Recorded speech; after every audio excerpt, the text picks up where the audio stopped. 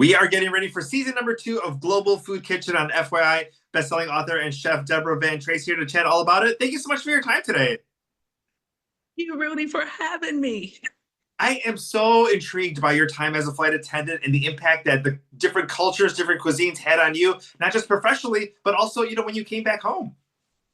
Yeah, well, it's not something that I intended to happen, but that love of food followed me as I was flying those skies. And, at one point I thought, let's put all this together and just go for it and see what you come up with. I think I was surprised and amazed at some of the dishes that I had, and surprised and amazed at some of the similarities to the food that I grew up with.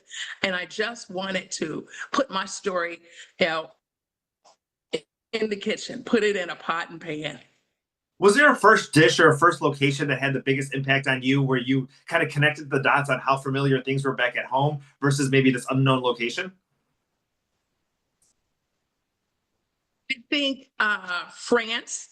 I spent time for a while. I lived in Dijon, France, and let's see. Yeah, that was pretty much, when I went to the markets and saw, the food and saw things that, were offcuts that I grew up with, and saw them revered as opposed to kind of shunned. In the United States, it really kind of inspired me to, be proud of the food that I grew up with and ate, and, to showcase it just a little bit differently sometime. Saw there was more possibilities than I knew. Yeah. Oh, exactly. 100%. Let's talk a little bit about season number 2. Some of the dishes and locations that are inspiring the dishes that we're going to see. Well, we're going to take a little bit of trips to Jamaica.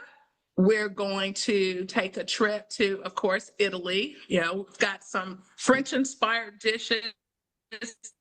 I even have some Indian-inspired dishes.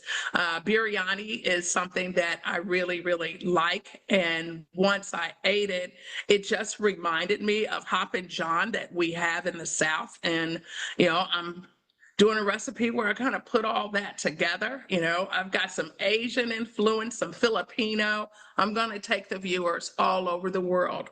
One more season. That is amazing. Let's talk a little bit about soul food, just in general, about creating that connection together. Obviously, you have a lot of fun while you're on the show, but the cooking, the conversation, the people that are involved. Just talk a little bit about that whole experience. The people who I work with, my producers, I love them. I love them like from the bottom of my heart. It's like a whole nother family. So I leave my restaurant family and I tell them I'm going to my show family now.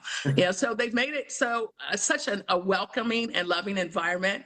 And once I cook the food, it's just like home. They sit down, as I'm cooking, they start talking about how they're going to tear this food up, just as soon as we finish. So it's real fulfilling at the end, for me to watch them actually enjoy what I produce, because I'm in that kitchen, I'm cooking for real. Yeah. This is not just a show. This is real live cooking.